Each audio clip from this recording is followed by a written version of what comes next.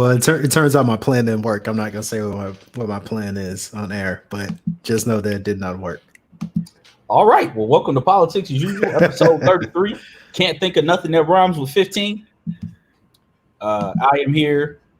Ronnie, aka Percy Miracles, that is his new alias. Apparently, here. Fee is here. How we doing, fellas? Doing good. Glad this week is over. Yeah, me too. Yeah. I'm definitely glad this week is over. But we're here to talk about, among other things, the Minstrel Show 15th anniversary, the second album from Lil Brother, their major label debut. It's the album came out September 13th, so we're early, but we wasn't going to not go live today and not talk about it just because it didn't fall perfectly. Right. But among other albums that released September 11th, the Blueprint turns 19 and Ghetto Fabulous. Ain't that Fab's first album was the Street Dreams? Ghetto Fabulous was first album. Street Dreams was second. Yeah, I always get those two mixed up. But that we don't count trash albums. We don't count the anniversary of trash albums. Come on, man. We not finna disrespect Fab right now. I mean, yes, we are, but anyway. You the only person I've ever heard that actually likes the Loso's Way album. And you got the nerve to disrespect. Nah, I actually Loso's Way was fire. I like Loso's Way too. The mixtape was better, but the album, like the Loso's Way mixtape. For it to be an album and for what Fab does, Loso's Way is a decent album. Like Pachanga is one of my favorite Fab songs ever. I've never heard that song. Like I Miss My Love, fire. No, man. Nah, that album got some bangers on it. Well, okay, you two are the only niggas I've ever heard that like the Loso's Way album. Anyway, that's not what we're here to talk about. We're here to talk about Lil Brother and the Minstrel Show. One of my favorite albums. It is so I got into Lil Brother relatively late. I think I started listening to them like 08, 09. So this is after Get Back, The Listening, and the Minstrel Show came out. That's like later. That's later than I expected. But yeah, go ahead. I wasn't like into super conscious hip hop early on. I mean, I'd heard people talk about them. I was like, I guess. And my cousin, Dr. Smith, shout outs to him. He started talking about them because one of our other cousins produced it. He was like, yeah, man, he's like Ninth Wonder and Pete Rock. And I was like, oh. He was like, man, you ain't ever listened to Lil Brother? I was like, not really. He was like, hey, go listen to them right now. And I was like, all right. So I went and listened to him. I was like, oh, yeah. These niggas are legit. But I'm not the latest. Fee, that's not necessarily in his bag. He listened to that album this week. What were your impressions of it? Yeah. Let's go with your thoughts. What were your thoughts on it? Like listening to it in Ninth Wonder production, they kind of give me that feel that hip hop give me. Like to me, it's like it's an album that everything that hip hop should be, like from like the content. Like them niggas just on there rapping, and the production is superb. So I enjoyed it. I vaguely remember the album because my sweet mate in Japan, shout out to Ricky Day. He was from South Carolina, so he used to listen to it. I just kind of never really gave him a chance, but I enjoyed it. I ain't really care for Big Pooh's verses too much, but that is a thing that we gonna get to. Funny enough, what you say about this album is actually what got Lil Brother like on the map. They put the album up on OK Player, and not this album, their first album, The Listening. And Questlove heard it and he said, this is hip hop. The beats, the raps. He was like, what they talking about? This is what hip hop should. He was like, if I could make a perfect hip hop album, it would be The Listening. So it's interesting to hear you say that because that's what Questlove said about them. That got them kind of on the map in the first place and eventually got them, to Atlantic Records. Ronnie, what about you in revisiting it? So I actually got on Lil Brother out of order. I remember it's funny. I remember the days of BET Uncut, and I remember watching BET Uncut and seeing this video and seeing a van with boxes being thrown off. And then this video was on Uncut. Yes, okay, because I'm gonna get to the controversy. Yeah, no, I know the controversy. I just didn't know. Yeah. So remember when BET said they wouldn't play this video? Well, they made a compromise. They played it on BET Uncut. So I remember seeing this video, and I was like, I mean, just being a young, however old I was then, like I was like, that's not why I came to BT Uncut, but this is actually dope. Like seeing two like fat dudes and knowing that they're Southern, but at the same time, like really rapping.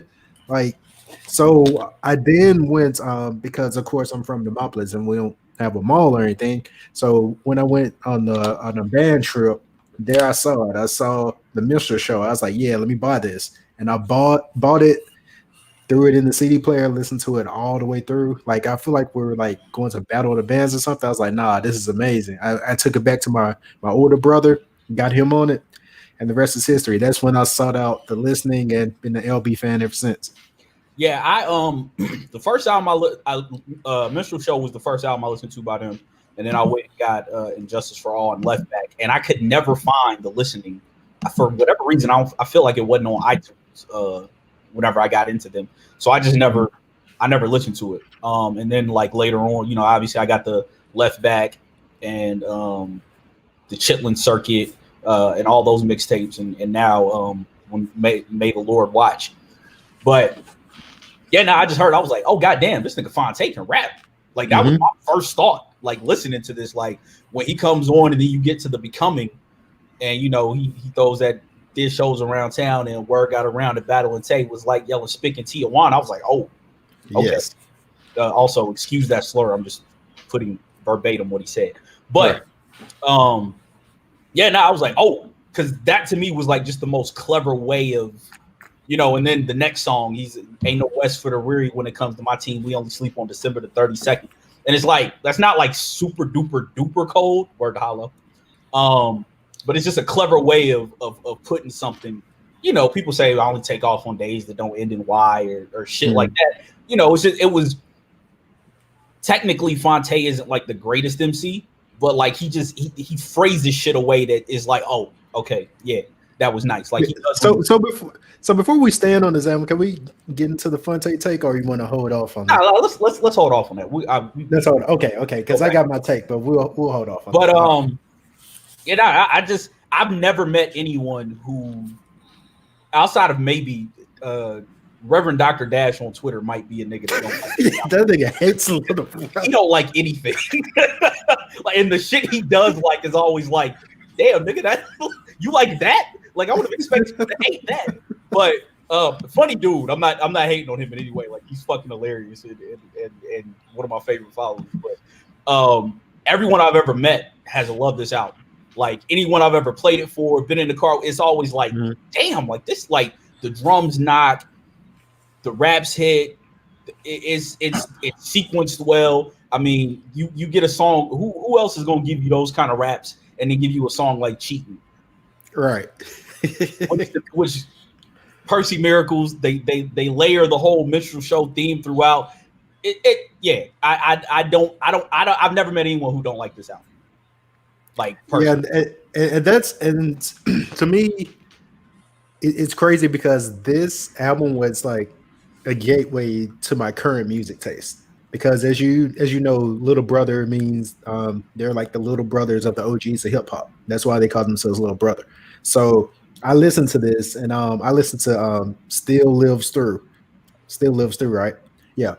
So then I realized like, oh, this is actually a reference to like the Tribe track. And then I listened to Midnight Marauders, and it's crazy because Midnight Marauders came out years before, but Little Brother actually got me into Midnight Marauders. So like I said, this album like is one of my favorites because it really shaped my my music taste. Yeah, it's I like Fee said, like Big Pooh is not the greatest rapper on the, and it's a funny story. Self-aware though, very self-aware though. Yeah, no, it's funny because he wasn't supposed to be in the group. Like he was never meant to be the other side of this. Like it was supposed to be Median, who's another Justice League member, but Median never showed up to the studio sessions. So Tay and Knife were in there rapping, and they was like, "Fuck it, let's get Pooh on this." And it was like, "All right, this shit don't sound bad." And that's how like Little Brother became a thing. But like he was never supposed to be the other guy in Little Brother, and he talks about that. Pooh was young and still playing catch up cool because he can still rock an instrumental. And yeah, Fee, what's your favorite track on there? Cheating. easily. Like easily, that's easily my favorite. I don't know. I kind of like the Becoming too because I like the way like Phonte started off, and I like the transition from Beautiful Morning to the. I like Beautiful Morning too. I like the way they start the CD off is like it's really good. Like I don't know. I'm definitely adding it to my rotation because I feel like I've been cheated out of this one. Yeah, no, it's like I like cheating. Also, Slow It Down. Another one. Phonte has that great line that niggas be quoting on Twitter all the damn time. Sometimes I think I'm from another world when I'm trying to tell a woman just exactly where I stand at. I want a girl when I want a girl, and when I don't want a girl, I want a girl who understands that because that's the shit a lot of niggas have been through in their life. You get to a point where it's like, all right, I don't want a girlfriend, but I want you around and to understand that I don't want a girlfriend. Basic, yes. It follows it up with that's some hard shit to explain to a woman that's in love with you. It's a pitiful thing, and I like it because like you can kind of grow up with this record because a lot of Phonte's rapping about shit that we probably didn't understand being in high school and college, and then we get to a certain age, you're like, oh, like rapping about his family, and he was like what 24, 25 dealing with that shit. Yeah, he was still relatively young at that point. Yeah. Yeah, it was rapping like I think it's a good album for like middle class people. Like it's not overly extravagant. Like they not on there rapping about cars. Like I heard bars about minivans and shit on there. Like that's like shit regular niggas have. Like it ain't no I'm pulling up in a Lamborghini with fucking iced out chains and like niggas is rapping, telling you why they're better than you at rapping, and that's pretty much it. Yeah, like the nigga says, I scoop you up in the Porsche, psych. I got a Nissan that I'm still paying for. Still got a Lisa. And he like carries that theme through. Like there's a line on Injustice for All where he says the same thing. He's like, yep, still got that Nissan. Mm-hmm. I was getting right to D. Everybody loves that trash lyric. It's me. I'm everybody. I mean, it's related. I think there's probably some women who have dealt with that as well. They want a man when they want a man. When they don't want a man, they want a man that understands that, or girl. Hey, depends on your taste. But yeah, I like and one of the things I will say, and this is it's kind of related to the Minstrel, but it's like the Nissan thing. Like they carry a lot of shit over through their albums. Like the Carnell dude, like he's featured on this album. He's featured on Get Back, and he's featured on May the Lord Watch. But back to Fee's point about like them talking about like working class stuff, like on Get Back, there's a whole song about like where Phonte starts off talking about like boss told me he fired me. I said I would gladly do the honors. The stress is toxic, but thank God a nigga got direct deposit. So I'm gonna take this check and pay the rent up. Let the cable and the light bill roll over. Like he talks about like quitting his job, all that shit, because these niggas wasn't making a ton of money. So I have no doubt in my mind that they had regular jobs in between tours and recording albums. So yeah, it's a very blue collar. They are a very blue collar rap group. Ronnie, what's your favorite joint on there? All right. See, I really like Becoming. I like that that flip that happens there. But like I said, still lives through because we talked about Pooh and being, self-aware, but he actually got off on that song. Like Pooh really got off on Still Lives Through. So I just like the vibe of that song. Like it's like I said, these some Southern niggas, but at the same time, like it's like real hip hop, and I really like that. And they don't try to be like holier than thou, like a holier than thou rap act. They're just regular guys, but they be rapping. So like Still Lives Through. Like I really like what they did with that. That's the joint with Jazzy Jeff at the end, right? Mm-hmm. Yeah. I've always liked that joint. Which Jazzy Jeff don't get enough props as a producer. That's the conversation. But Jazzy Jeff don't get his props enough as a producer at all. I was gonna say the same thing about Knife Wonder when I was listening to it. I was like, yo, why don't more like current MCs? Like I was just because like Currency, one of my favorite rappers. I'm like, man, I would love to hear Currency on Knife Wonder beats. Like I think that, I think that would be dope. Them soul samples, man. The game is really missing that right now. Yes. Yes, and please, Russ, don't do no more of them soul sample beats that he tried that day. Somebody put the NBA Live 05 yo behind that beat. Please, Russ, don't do that again. We good on that. We don't need that. Yeah, Knife is. I don't know, man. I feel like. Well, Fee, do you know the story of how Knife ended up not in Lil Brother anymore? Nah.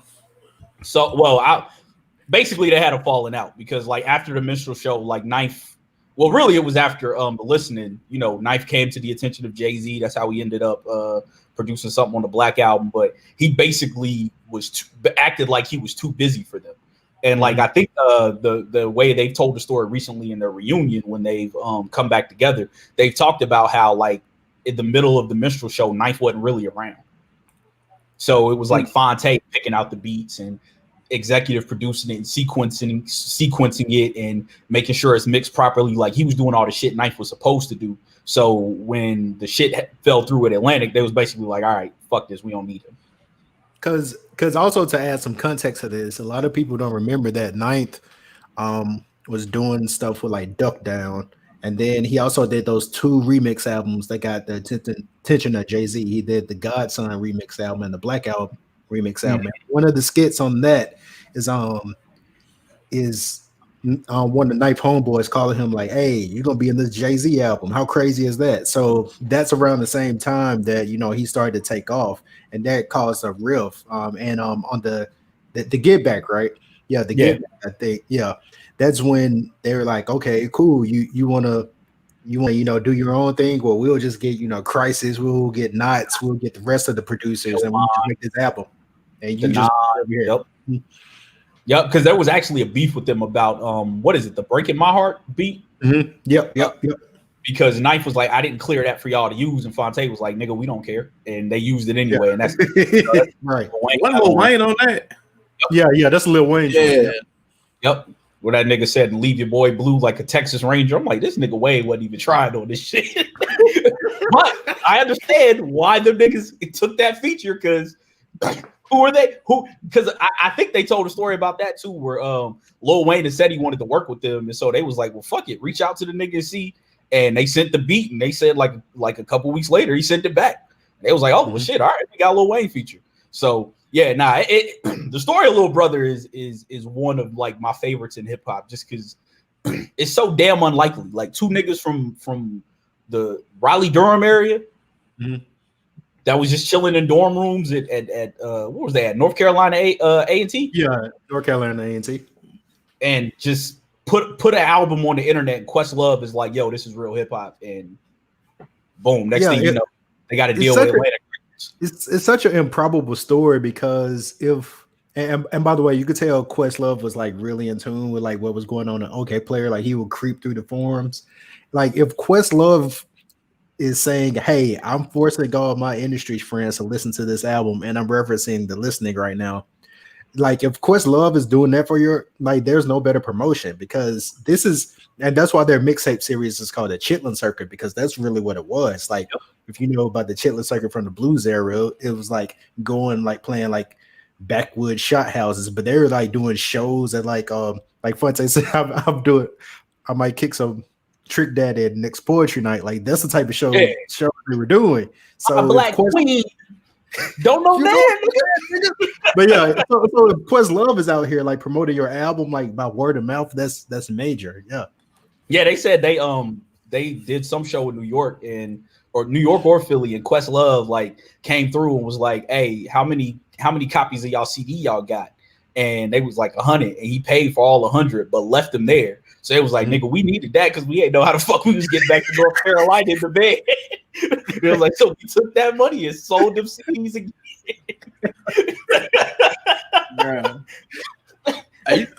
On another note, though, and maybe we could do a show about this, like the impact of OK Player on hip hop, because they were breaking a lot of people in the mid 2000s, like and like Lupe on the end of his first album, he shouts them out on the last song, like yeah, that might be a good show to do. That's I wasn't really on OK Player, but I'm sure there's tons of stories around of like all all the shit that was going on with them.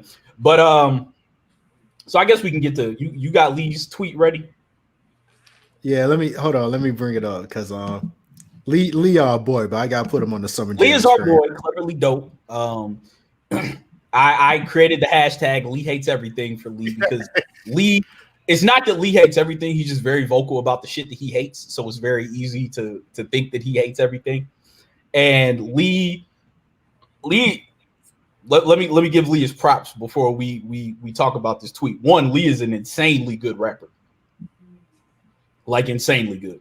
Yeah, so his opinion isn't coming out of a place of like right. just not knowing what he's talking about. Like there's some validity to his opinion, although I like vehemently disagree. Right, like Lee is a great rapper. Lee is actually a very good artist. He's a great drawer, and he's also a director and writer. So Lee's a super talented dude, like a damn near a Renaissance man. So we want to give him his props before we show this. So he says, I would get my hip hop card revoked if I gave my opinion on Phonte's pen, LOL.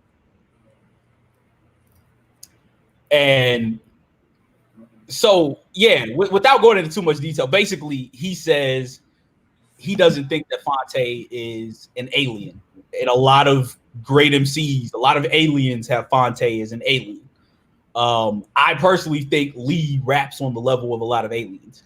That's just my personal opinion. I haven't heard him rap. Like he's very much a descendant of Lupe with how he raps and layers shit. So ain't coming from an uninformed place. I've never heard another dope MC who likes dope MCs say that about Phonte. Because I disagree. Phonte is an alien to me. See, okay, so this is the comparison I make all the time. Like Phonte is a rapper, but I feel like I've given this example before. One of my favorite beats of all time is weird because it's William Faulkner versus Ernest Hemingway. William Faulkner, no, I'm dead serious. Like only one of your favorite beats would be two authors. And by the way, when we're done, look up that beef because that's like the best beef in history. But William Faulkner was pretty much saying, because if you don't know, William Faulkner has like you know, basically very lush vocabulary. Like he uses like metaphors and like his works are dense, but they're like deep. Like you really have to dig into them. But so he's like, yeah. Whereas you know I'm going with this. Ernest Hemingway is like the everyday's man. Like uses like just plain language, but at the same time his work is so poignant and beautiful that you can't discount what he's doing. And to me, that's Phonte. Like Phonte is technically limited, but he's easily the most clever rapper I've ever heard. Like, take Expensive Jeans or what he like, for instance. Oh yeah, like not gonna wow you like technically, but lyrically, what he does. Like Phonte is an alien to me because, like I said on Twitter, he flips his limitation on his head. He's like, okay, like I'm not gonna like spit with the best of them, but like and by the way, Phonte is like a super smart dude. I'm not just saying this like smart for a rapper smart. Like he's a super intelligent guy. So he has a true mastery of the English language and the way he like composes like his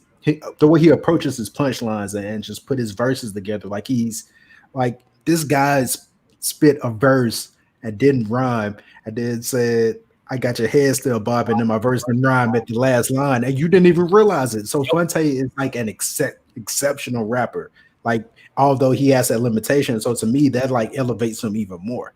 Yeah, to me, it's kind of like just to give an example that more people can probably understand.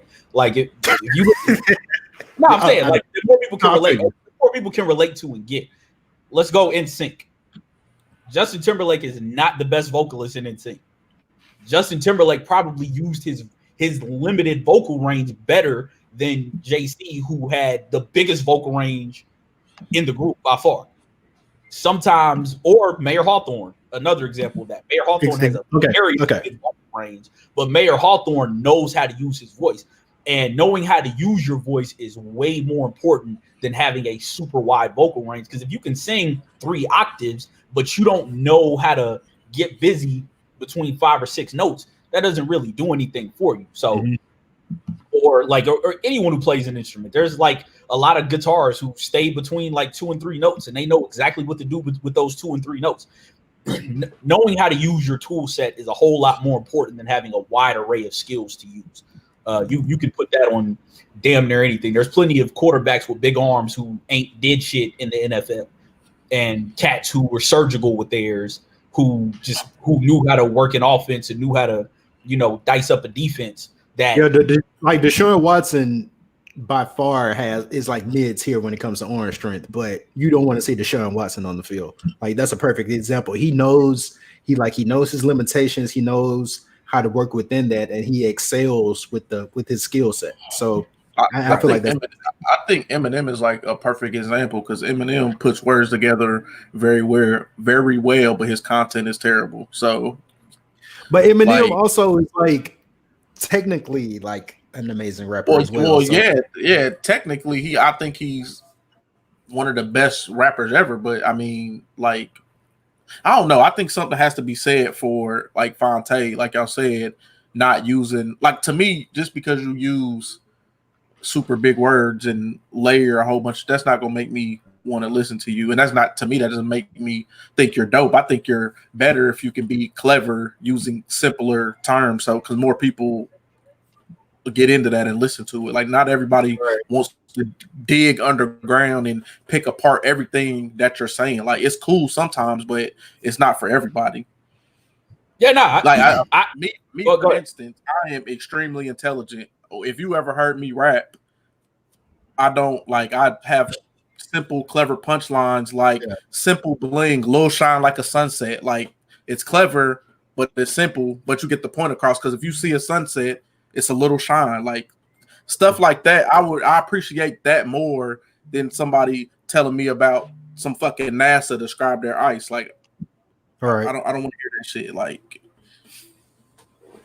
yeah, it's like one of my favorite lines from Phonte is when niggas don't rhyme as much, I got the Midas touch. You Meineke niggas should give it a break. That's super clever. Or and I agree that everybody's a biter, but if you Xerox the style, then that's infringing on my copy, right? Yeah. It's super duper simple shit. But again, it's the way it's set up. Like going back to like last week we talked about Sean Smith, like the Sean Smith Squidward line. Like there's something to be said for being someone that can get away with something and be like, okay, I can't think of anybody else that could have pulled that bar off. And so I mean, I vehemently disagree with Lee that he's not an alien, but I understand why Lee said it because Lee is looking at the whole toolkit and he's probably saying like, yo, cats that check every box are on this. But for me, Phonte having a more limited toolkit and being able to still rap with those dudes and having great MCs still revere what he does with his pen is great. And not only that, he's a super amazing songwriter and a great singer. Yeah, like he's really the whole package because he talks about the Foreign Exchange album, but and that album was cool, but Leave It All Behind is one of the best R&B albums I ever heard. And Phonte is singing throughout. Like he got like one rap verse on there. So Phonte is a great songwriter.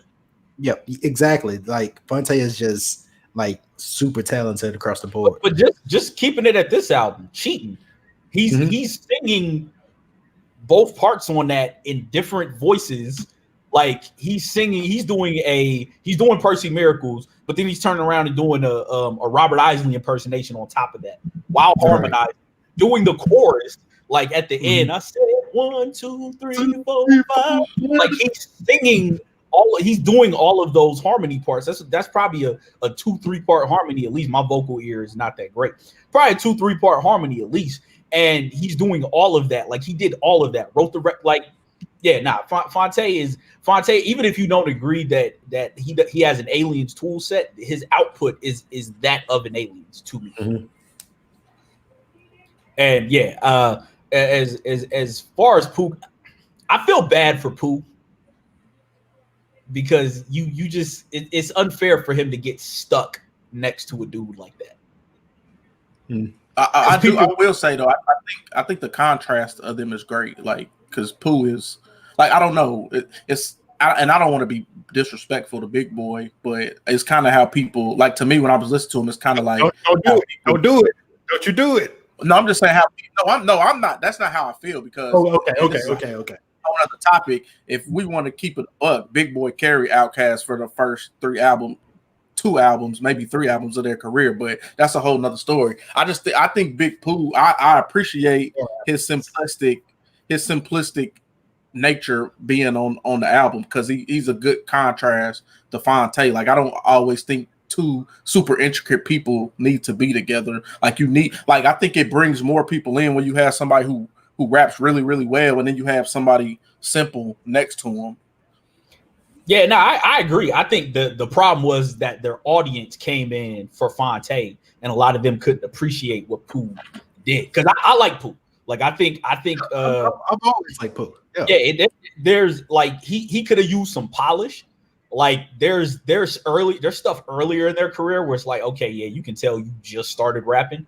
But to me, I like listening to all of their projects and like catching his growth. Like you get to May the Lord Watch, and he's as close to Phonte as he's ever been.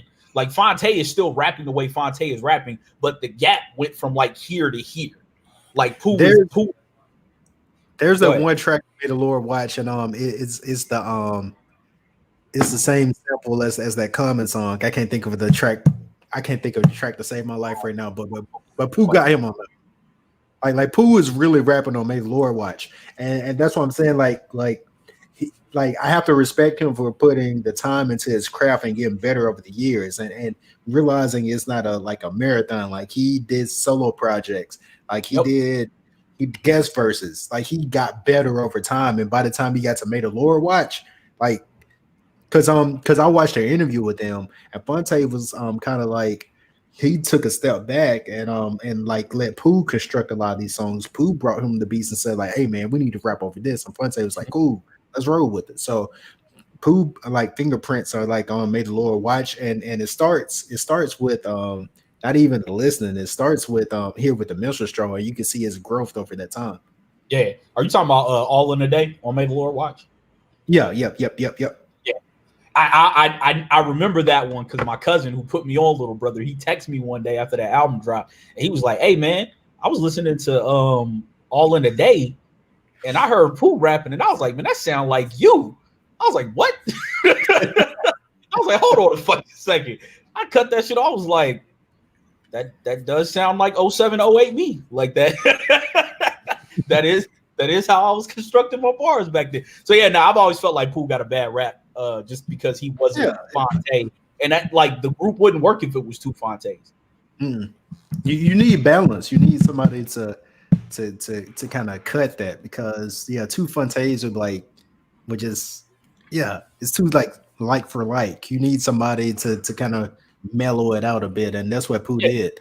Yeah, like it's like when Yes Bob Sura said that Earth Gang is like Outkast with 2 Andres, and everybody was like, what? Shut your stupid ass up. That's a dumb Outkast with 2 Andres wouldn't work. It would not work, and it would not be as good as you claim it would be. Like that's such a nah.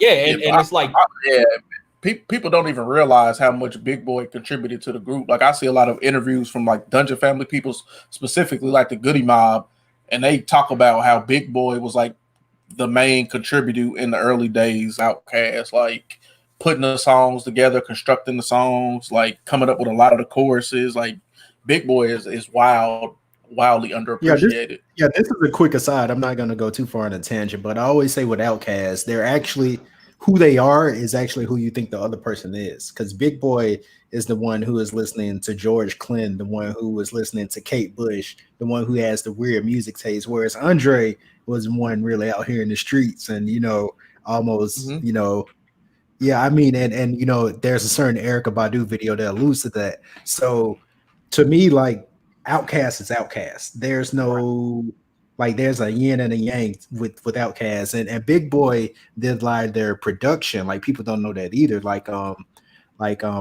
Earth, I think it's like Earth Tone is like his production name, but like Outkast started producing, but Big Boy was doing a lot of that. Like he produced most of Stank On You. People don't know that. So yeah, people gotta give Big Boy his props. Like he's not even underrated. Like he's a legit like all-time Southern MC. So when you say stuff like that, he's all-time MC.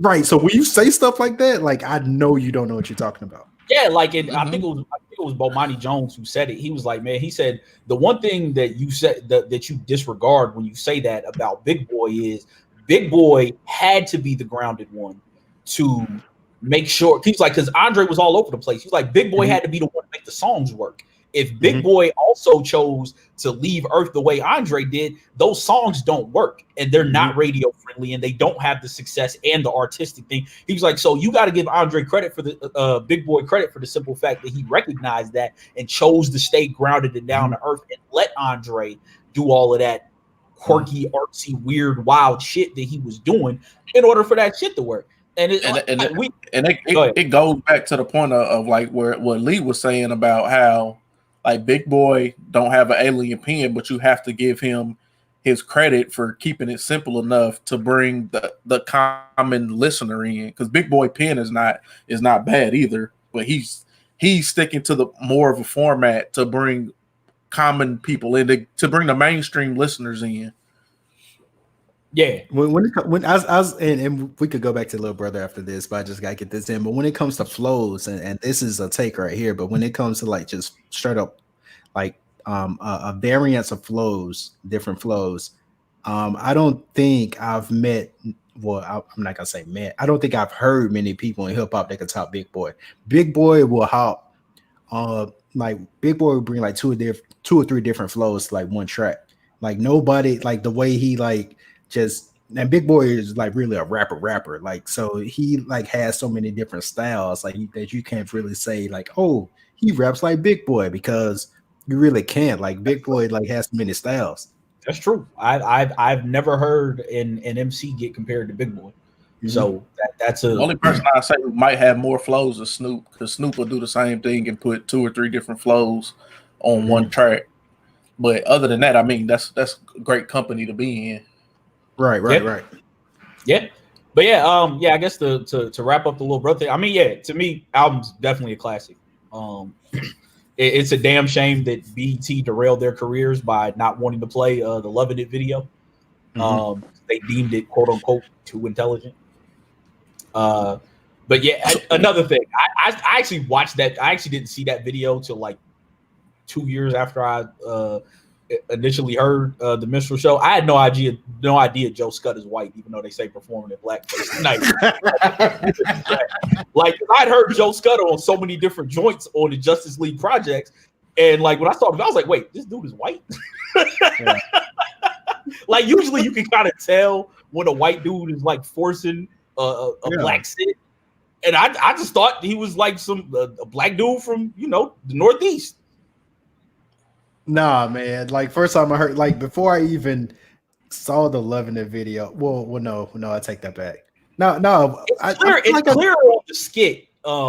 When they in the dressing room before Slow It Down, it's clearer there. But I wasn't putting that much together.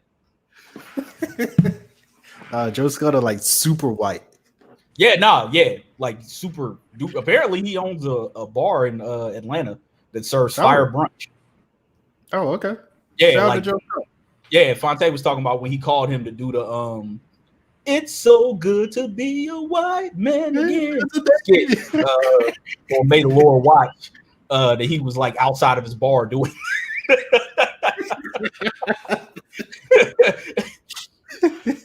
So for me, classic. Ain't much really discussed, but you got to give certain albums their flowers. Did we lose feet? Never mind. Okay. Blinking for a minute, but you gotta give certain albums their flowers, man. I went to go find this shit on vinyl and it wasn't there. I need it.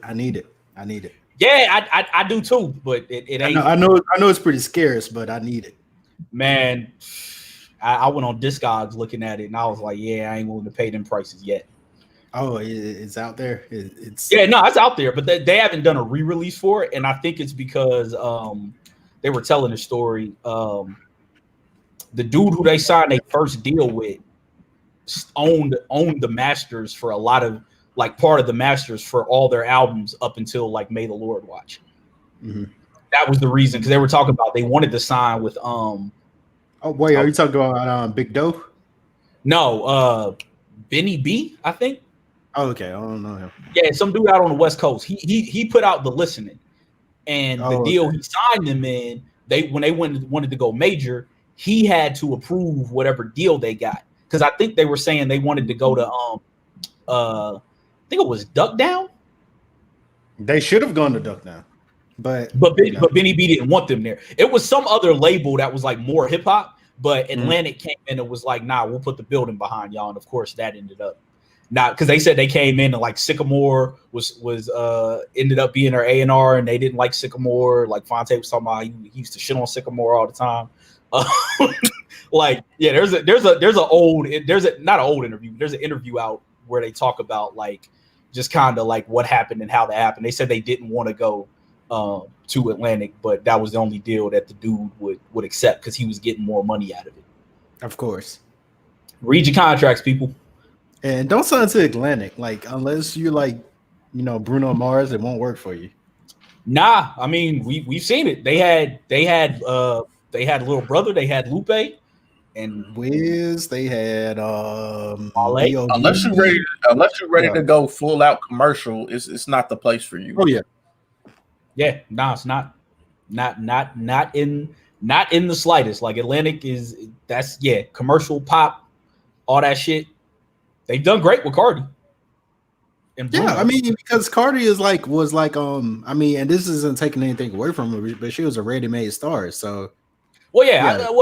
So this is an interesting conversation. What I've talked about with people now is like hip hop is the new pop music. Like when you look at like the Cardis, and I see people talking about like that mulatto woman. They're like Britney Spears and Christina Aguilera and NSYNC and them was in the late 90s, early 2000s. You got labels that are basically saying, we got this machine here. We just need you as the person. We're going to put everything around you. Like, what does Cardi have to do other than show? She might write a few raps here and there, but for the most part, she's coming into ready-made songs. All she got to do is come in, lay them shits down, and sell them. And that's no shade to her, by the way. Like, dope shit. You as hip-hop fans, or people who are fans of like old school hip hop, you just have to change the way you look at like these artists now, because they tried to do that to Lupe. Like all the singles for B.O.B. they wanted to give the Lupe on B.O.B.'s first album, and Lupe was like, although his version of Airplanes is pretty good. No, they did that shit to Wiz, because Wiz from Cushion Orange Juice to Rolling Papers, that's like. And he complains about it. I think the next mixtape, Taylor Alderdice, he complained about how he would be writing songs, and he was like, he just wrote them for Atlantic because he was over there on the label. He was like, if this is the type of song y'all want, I'll put it out and I'll make it. But that shit could have fucked his career up, honestly. Mm-hmm. Yeah, nah. But I will say, if hold on, if you coming from an independent and then you go to a major label, like you got to have a strong fan base behind you, because if you do not have a strong fan base behind you, you're not gonna make it. You're not gonna make it back. It's gonna be rough for you. So apparently B.O.B. dropped something today. Nobody wants to hear those anti-vax raps. Yeah, nobody wants to hear those flat earther raps. I don't need to hear them flat earth bars. Conway the Machine dropped something today. I ain't listened to it yet. Okay, I'll check that out. I need some Griselda. Yeah, I need some grimy coke murder raps. Yeah, let me put the kilo in the air fryer. Just cook half a brick in the air fryer. Oh yeah. It's wait, I don't see this shit nowhere. It's called From King to a God. Yeah. It came out today. Hey man, why is that? Okay, I got to get rid of the title. Why is that Keydron Bryant nigga's album on the front page of title right now? I'm a young black man. That's just the fuck out of here. Hey man, can we be real for a second? Like, I appreciate what he was trying to do, but it's trash. And hold on. I feel like everybody I feel like everybody is too afraid to say it's trash because it's a young black boy trying to do something positive. But it's trash. Man. I'm sorry, it's trash. You seen that video yet? Nah, bro. I be staying away from the mainstream. Type in, I'm a young black man. And only Twitter would turn that into a meme. Like every time I see that video, I'm just crying. It. Like I have it in my phone. Hold on. Let me pull the video up on my phone just so you can hear how ridiculous this shit sounds. They got like nah, fam. Like I think they said Dr. Dre helped produce that shit or something. Like nah, Dre, what the fuck was you thinking, man? Nah, man, nah. Like this is not what's hot in these streets. Like ever since I've seen that video, I've been upset at the fact that it exists. He's basically like the black version of like Walmart Yodel Boy. Like that's who he is. Yeah. That's a perfect. Do I not have this shit? You don't need to have it, bro. You don't need to have it. Nah, man, I need that shit for meme reaction purposes. Yeah, I guess it ain't where I left it. But yeah, wasn't he singing on like halftime or some shit yesterday for the NFL game? Oh yeah. I think they said they gonna have him singing. Yeah. No, I think he did sing yesterday. Like at the feed. Did you watch the game? Yeah, I watched it. I ain't. I want to do something at halftime though, so I don't know. I would have thrown a tomato at him. I'm sorry. Like I don't want to harm the efforts of a young black brother like that. Yeah, but it's just nah, bro. If something trash, we're gonna call it trash. We are objective, bro. We not like if you make something out of it and you get some money, you get your bag, brother. But if it's trash, I'm gonna tell you it's trash, bro. I'm a young black man doing all that I can. Get that shit the fuck out of here. Right. Why does it sound like Adele was singing that, bro? Why, man? Why you doing that to us? Like they out here selling this man's soul. And the video was him like kneeling in front of a white police officer with a gun pointed at him. God, protect.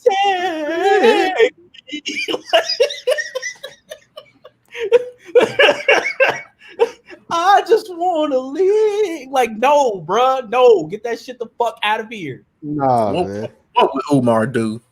What is this? What is this? All right.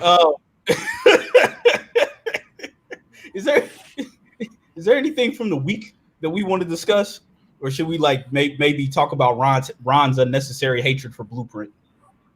Whoa. It's not unnecessary hatred, guy. I just think let's get into that because I feel like I've said this before, but for those who may not know, let's get into it again.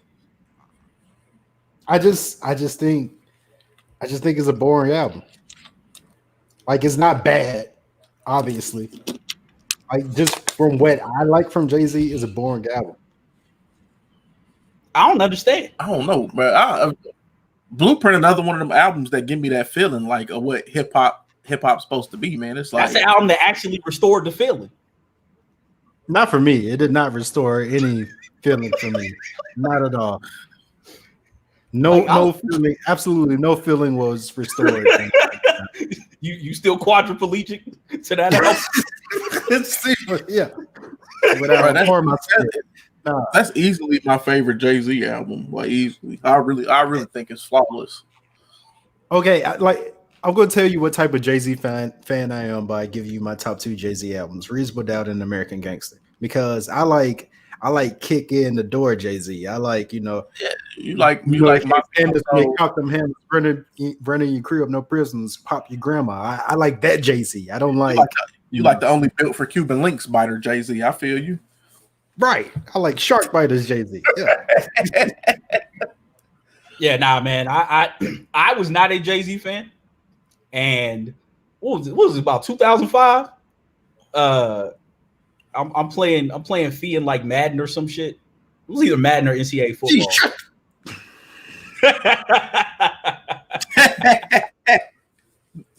I'm playing Feet in either Madden or NCAA football on Xbox.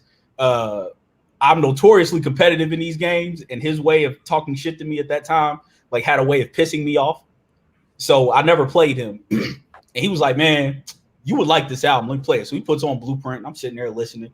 And by the time we get the Jigga That Nigga, Jigga That Nigga Jigga, I'm losing by like 21, and I don't even care. I'm just sitting there listening like, damn, this nigga rapping. We get the Never Change, and I'm like, yep, that's it. See, I really like Never Change. I don't need to hear shit else. Never Change, Heart of the City, All I Need. Oh, that's like my favorite J. Like the subtle, witty J. That's my favorite J right there. Yeah, all I need is All I Need. My favorite song off there. I don't know. Okay, let me go down. Let me go down the list. Ruler's Back. Okay, Takeover is classic, of course. I don't like H to the Izzo, and I would stand on that. Girls is really good. Jigga That Nigga, throw that song off the album. You don't know. I love that song. Olav Hovito. Nope. That's the only song on there I can do without. I can Part do of the City is cool. Never Change is excellent. Never Change is amazing. Hot take. I do not like Song Cry. All I Need is okay. Renegade. We already know how I feel about Renegade. Don't really like Blueprint, the closing track, and of course I love Lyrical Exercise. Wait. Why do you hate Song Cry? Or why do you not like it? Bro, that takes us to Colorado right now, bro. It's so even okay. So are you? So you know what that song's like really about, right? No, I do. And you still hate it, knowing that like when he gets to the third verse, he's like rapping about DMX still in his spot. Yeah, like it does nothing for me. It's just 40 degree day. 40. I swear, AJ has known me long enough to know that like I'm not trolling with this take. Like, nah, he's not. He's dead. I know you serious. It's just wild because I don't. Blueprint is my favorite J album. D back up on the screen. D. And the prognosis, sex is explosive. Left for wet bed sheets. Nigga, I'm focused. He is I and I am him. If you ever introspect. Braggadocious, dope rap, like bro, you getting lyricism, you getting everything you need from Jay. I am killing him out there. He's selling water out here, bro. I need that. I'm so for sure. It's no facade. Stay out of trouble. Mama said that's my side. Well, Red Rover, send your hoes over. Man, come on, man. Jay-Z was rapping all over Blueprint. Nah, he was jogging. And I told you I don't like jogging. He's jogged his entire career, like outside of Reasonable Doubt. Nah, he broke out in on 444. He broke out in a light sprint on American Gangster. Not all over American Gangster. Not all over. Obviously, I don't like No Hook. He does it on No Hook and a couple other joints on there. But he breaks out of the jog on Blueprint a couple times. Never Changed the prime example of that. Yeah, come on, like, where are those 92 bricks? Where are those 92 bricks shit? AJ. We don't know. He got them all back. What you mean? He lost 92 bricks. He had to fall back. Who else did that, Ronnie? He had A1 credit and got more crack. From the first to the fifth, got it all back. If he's not a hustler, what you call that? It's before rap. This is all facts. This is all facts. I mean, he changed, but you know, he lied about that. But come on, man. It's an okay album. It's an okay album. The Crib got killer views in square feet. You have to film. MTV Crib for a week. Like, listen, something could be socially significant, but still just okay. And to me, that's a Blueprint. I understand one of those okay albums, bro. Yeah, now like I understand the production on that album didn't age well, but he's that's like some of my favorite J rapping on that album. Yeah, D gets me. Yeah, D gets me once again. When she's not being a hater, she understands me. We used to Like, fight I for mean, building blocks. Now we fight for blocks for American, builders to make a killing.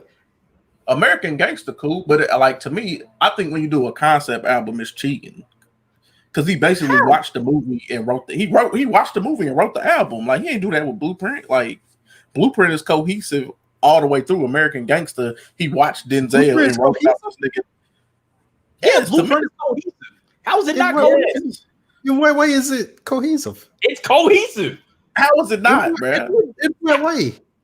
What about the album is not cohesive, Ronnie? Like it just doesn't. All right, you know I'm a stickler for like sequencing. It just doesn't flow well to me. Like I love he comes in talking this shit with the rulers back. He sends shots at niggas on Takeover. H to the Izzo was like the kind of coronation for that. Then he comes in with girls, and he come on, man. But if I got to skip on like two different ends of your album, that's not cohesion to me. What are you skipping at two different ends of the album? The only thing I skip is Ola Ovito, unless I want to laugh at the third verse of him being slightly off beat, going, nah, motherfuckers. Y'all motherfuckers better run to the post office and get a job, motherfuckers. Yeah, I hate the third verse of Ola Ovito. I love that, bro. But what are you skipping on Blueprint, Ron? Yeah, so I skip Ola Ovito. Then I skip like I say, I'm not really feeling Song Cry. Then I skipped the last track, Blueprint, Mama Loves Me. So fast forward through to listen to lyrical exercise. So American Gangster, bro, you don't skip no songs on there? Because I know for sure. All I skip is Hello Brooklyn. All I skip is Hello. Nah, all I skip is Hello Brooklyn. Nah, bro. Like, but Hello Brooklyn gotta go. Party Life gotta go. Party Life doesn't go in the word. Order some for Treasy, talking to this breezy. Hey, if he can attest to this, you know why I hate Party Life? Because that nigga jacked one of my bars on that shit. He ain't jack it, but I said it before that nigga. When he said what fly shit, I should win the SP. And I said in 2006, Ball Hard, they should nominate me for an SP. I was so mad when I heard that fucking bar. I was proud of that bar when I wrote that shit. No question. You already know who the best be. Ball Hard. They should nominate me for an SP. Didn't he say that shit? It's really wild because I really like the American Gangster too, but I just don't like it more than Blueprint. I like American Gangster more than Black Album. I really don't even care for the Black Album, to be honest with you. I have Black Album as number 2 on my Jay-Z. See, the way y'all feel about Blueprint is how I feel about Black Album. Because me, and let me say this, Blueprint is a time capsule. It really captures a feeling. To me, I wasn't present for that feeling. I wasn't really messing with Jay-Z then. So like it does nothing for me. But I was back on Jay-Z around the Black Album time. So for me, every time I listen to that, it takes me back to that time. So he got to get Justify My Thug the fuck up out of here. No, Justify My Thug is terrible. Like it ain't no excuse for that. Quick did him dirty on that. Like you could have just left that whole shit off the album. Man, he just should have said no. You Jay-Z, tell that shit no. Like he turned down that what's that song Ludacris made, The Potion? He turned that beat down, and then Ludacris got it. Like, nah, tell that nigga DJ Quick, you gotta come with something better than that, bro. Don't give me this bullshit. Look at DJ Ronnie bars. I love y'all motherfuckers. Friend or foe, y'all, all my motherfuckers. You haven't heard, I'm Michael Magic and Bird all rolled in one. Because none got more flows than Young, and still got more flows to come. And if I ain't better than Big, I'm the closest one, man. Talk your shit, Jay. Ho was talking that shit. Jogging. He jogged on the Black Album. Nah, he was really getting. Nah, like what more can I say? That was not a job. That's the one. That and Allure, the only tracks he really liked. And Allure, he ain't even really get off. He just gave us a bit more introspection. He got better at the introspective aspect. But what more can I say is really the only track on there that he gets off. Like maybe like a little bit on PSA. Yeah. But what other track does he really get off on Black Album outside of what more can I say? And he good for that. I'll have to grade him on the curve since Kanye had a lot to do with this. Like Kanye like pretty much like gave him the hook for the song on the platter, but Lucifer. I don't feel like that's like his best lyricism though. Him singing though. Like he's passionate because he's talking about Bob, you know, his friend passing. But I don't know that I'm like taking that any verse off of that as like a top J verse. He got off more on Volume 1 lyrically than he did on the Black album. Mm-hmm. Heck, I might be able to give you he gets off more lyrically on Kingdom Come than he does on the Black album. Hey, the prelude is his. No. And you know how I feel about the prelude. You know how I feel Prelude. about. You talking about his best intro? For me, it is. Dynasty, bro. That's one of his best, like, verses. Period. I don't know. The Dynasty intro was my favorite. J intro. That's real money talk. Can you answer me? Before the answer was a 3, I was down in Georgetown with a Hoya chick. Hoya chick. Now because he saw this shit, all this shit. That's why I call him Hove, because I came before all this shit. Yes. He gets off on. Let's see, on Kingdom Come, the prelude. He definitely gets off on. The first 4 tracks, he really talking on the first 4 of that album. Yeah, like he even getting off on Show Me What You Got, though. I won't say that one. And Beach Chair is one of my favorite records by him. Beach Chair. Really, what derails this album, I Made It ain't all that great. That Anything joint is trash. Hollywood is tolerable to me, but it's still not. No, good. Hollywood is horrible. It's tolerable to me. That's a song with Beyonce? Yes. It sounds forced, man. Like, to me, like when it comes to Beyonce and Jay-Z songs, they're better when they're Beyonce songs than when they're Jay-Z breaking her over. Mm-hmm. Like they always sound forced when Jay brings her on the song. But yeah, like American Gangster, he gets off on everything. What are you talking about? Come on, Ronnie. Let's be real here. Lyrically, he gets off on No Hook. I'll give him Say Hello. And Blue Magic. No. Hold on. Say Hello. I give him Say Hello. He gets off on Say Hello. No, hold on. Let me pull up. Hold on. He doesn't get off on Pray. I'm not giving that Hove as getting off. Like he's slightly sped up, but I'm not. When we talk about in the anthology of Hove verses, I'm not putting anything from Pray on there. And I love American Dreaming, and I love Blue Magic. I ain't consider no. What'd you say, P? I'm about to throw that album on today. Hold on. I just had to pull up the. Hold on. Bad drug dealer or victim, I beg. What came first, the chicken or the egg? This is why I be so fresh. I'm trying to beat life because I can't cheat death. Treat shame with shamelessness. Aim stainlesses and aimlesses. You know whose game this is. Move coke like Pepsi. Don't matter who the brand name is. Like he was getting off. What are you talking about? Was that on Pray? Yeah, that's on Pray. All right, I might give you that one. Yes, he was getting off. Come on. I mean, listen. If we want to talk about like the album outside of Reasonable Doubt that has the best Jay-Z verses, 444 is up there. The most best. It's up there. It's up there. Like I didn't know he still had that in the arsenal. Like he was getting off. Smile and Marcy Me are. Marcy Me is just ain't fair. But I like when he dropped the whole Uzi vertical line. I was like, hey, smoke. Y'all flirting with death. I'll be winking through the scope. I was like, I need that. That's what I miss.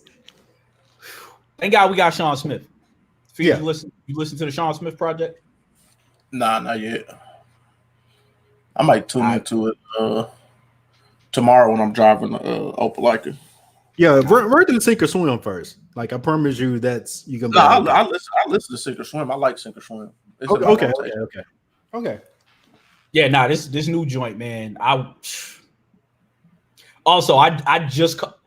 caught a line from Heaven that I had already caught, but I didn't realize it was really a triple entendre. The Cheddar Bob line. Oh, no, spit it for me. What is it? I use my talent now. My biggest mistake was looking at all these other clowns instead of God. I use my talent now for better vibe. I tried to put it the waist and wound up bowing down like Cheddar Bob. So I caught the Cheddar Bob shot himself. He had to bow down. I didn't catch the gun bow down. Oh. Yeah. I was watching a battle rap and they said the bow part and that line popped into my head. I was like, oh, he triple entendre that. Yeah. Like, damn. I didn't even think about the gun bowing. Oh, okay. Yeah. See, he's and I heard that he's a rare breed. Yeah. Hey, like I said, I said on last week's show, if his next project is anything like this in Sink or Swim, he's in my favorite 5 of all time. And that's a class of much esteem. Like, you don't just get there. Yeah, nah, it's well, I knew who I was gonna kick out, but the one I have to kick out is I can't listen to his music no more. Yeah, you can't listen to Dog Masturbator. Yeah, nah, I can't listen to Dog Man Button anymore. Yeah, I can't do it. Like I'm gonna say this once again. My brother saying damn because he knows how much Button I listen to. I'm gonna say this once again. Little B told y'all in t-shirts and buttons. Little B told y'all. Listen, man.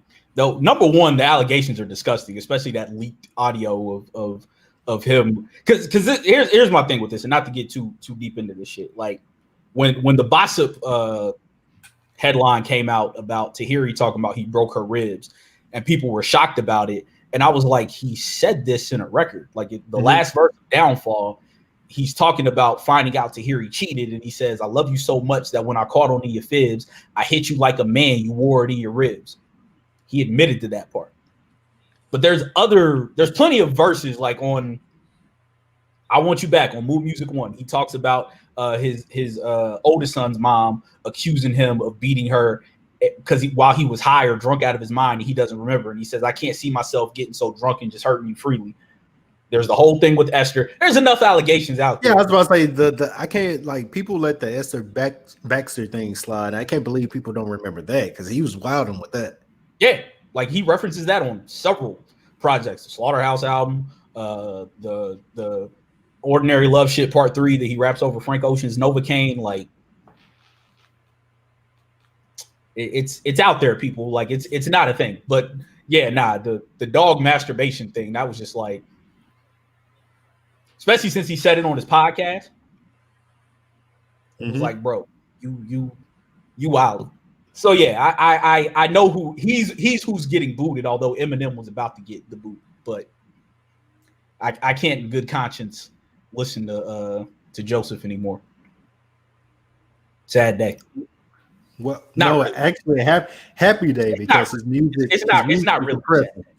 But considering he was like my favorite rappers in order in my lifetime went Eminem, Button, and then Lupe. So those have been my 3 favorite rappers like all my life. So for me to have to boot him out is what it is. The game is the game. Don't jack off dogs and beat women. Yeah. Oh, hey, Helen, how are you doing? Helen. Sorry you came in right at the moment we're talking about jacking off dogs. Well, we're not talking about it. We're just talking about the guy admitted to doing that on Joe Budden's sexual proclivities. But listen to Sean Smith, Self-Portrait, the EP out now. Check that shit out. I was listening to Stevie Wonder again.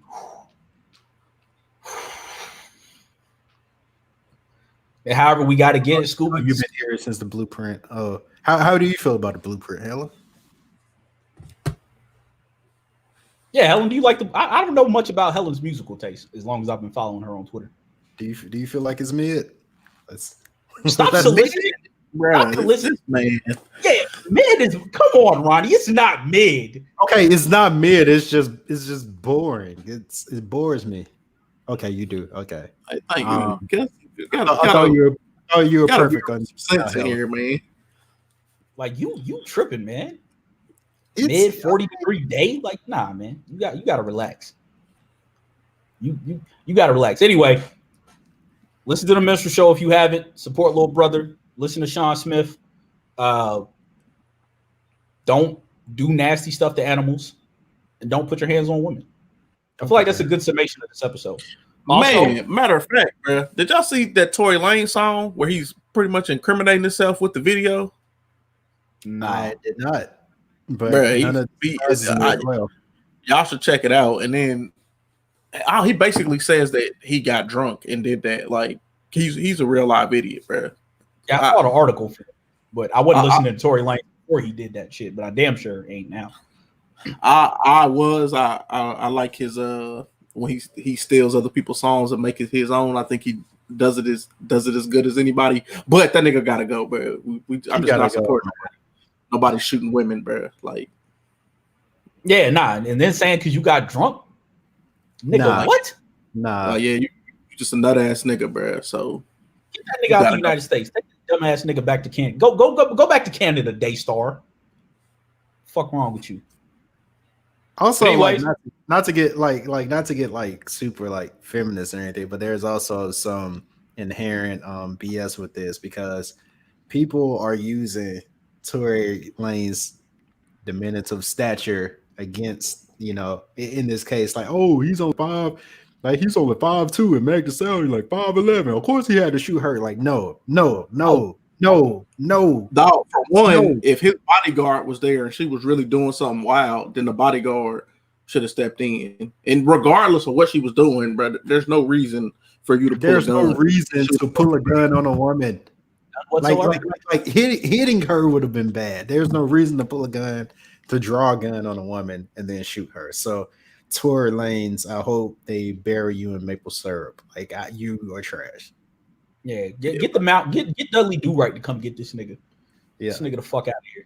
Bun B was talking greasy to that man too. I appreciate Bun B for that. I saw somebody. I think it was that Maxo Cream dude. Somebody was giving him props because Tory Lanez's do boy accidentally got in his car and they up guns on him, and he was like, he said something, but I was like, nigga, if this was after the fact and you knew what happened, you should have ran up on his ass then. Mm-hmm. Not to disrespect you, but I mean, if you gonna make a video about how you upped on this dude boy and calling him a bitch ass nigga, if you felt that strongly, you should have ran up on him when you seen him. Right. Like, if I see a nigga that I dislike and I'm trying to extol my realness as a nigga, I would have ran up on him and then made the video. Well, I wouldn't have made a video about it, but if you're gonna make a video, do it after you've actually done something to said person. If you feel that strongly about it, that's just me. Don't shoot women. Don't shoot women. Buy a t-shirt. Buy t-shirts. Our boy, not to cross pollinate, but the hoodie my brother is wearing.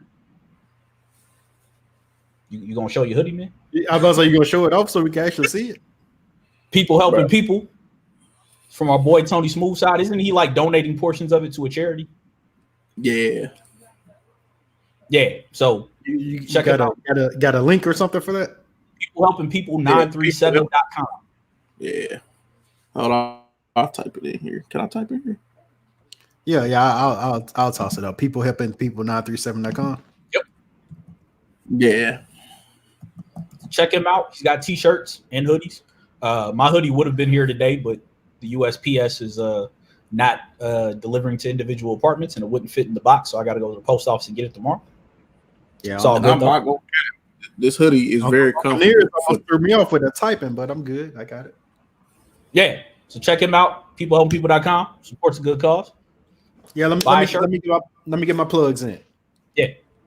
All right. So on Sundays, we live tweet for Lovecraft Country. So if you're into that, join us at the KWC blog on Twitter. I'm mad I got into this show, by the way. It's so damn good. I'm mad I got into this shit. See, it's so good. Yeah, right. So AJ low key hates everything. So if he likes it, that shows you how like the caliber of the show. I don't hate everything. I just don't like a lot of things. Same difference. But anyway, right after the show, we go live for our recap. Also, if you're watching The Boys, we won't go live for that, but we'll post a recap on Tuesdays. The new episode comes out on Friday. we'll post a video on Tuesdays.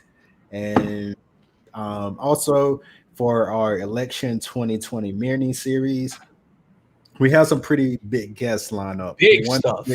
One of which is Sam Park. He's running for House of Representatives. He made a appearance on the Democratic National Convention. And we also have one guest I can't mention yet. Can't name yet, but it's huge. It's huge. It's huge big. enough for us to almost sell out. Yes. We're getting there. But yeah, stay tuned. If you haven't already, go to YouTube, type in thekidswearcrowns.com, subscribe to our YouTube page. If you're on Twitch, go to twitch.tv/thekidswearcrowns. Follow us on Twitch. Follow us on Twitch. Subscribe to all of our stuff. Buy some merch so I can retire and start embezzling money. And that's all I got. Yeah. But yeah, the election stuff is huge. I was not expecting to like Lovecraft Country. Fee, you should watch it if you haven't. Also, I'll start these days. Journey Smollett looking kind of good in that. Oh yeah. I'm not gonna say much on that subject, but yeah. Yeah, she looking real good in that. Yeah, I was when she got on stage and was singing with her sister. I was like, oh, all right. Yeah. Like sneaky cakes. Yeah. So I was not going to watch it, but I started watching it and I was like, oh, this shit is good. And the boys, today's episode was, without saying too much, I got some theories. I'm about to hop on as soon as we get off. I'm about to watch. Am I on the next episode too? Yeah, I mean, as long as you're willing to do it, you're a permanent fixture on the boys recap. All right. Oh, if you have Amazon Prime, you can get Comixology Prime, not for free, but you can read all of the boys' comics if you so choose for free right now on Comixology Unlimited. Just found that out today. They sent me an email about it. So if you're interested in the material, Comixology. Also, they have the entire most of the previous runs of Black Panther on there. If you are interested. For free. Oh, dude, I fucking forgot about The Last Ronin. I need to download that shit now. Oh, I meant to go to my comic shop today, and I totally forgot. Yeah, Ninja Turtles: The Last Ronin is out too. So, yeah, we need to talk about that on the next episode. Yeah, we'll definitely talk about that. Anything else? That's all I got. All right. Well, shouts to Helen. Thank you for joining us, man. Listen to the Minstrel show. I would say shout out to D, but nobody like her. Shout out to D.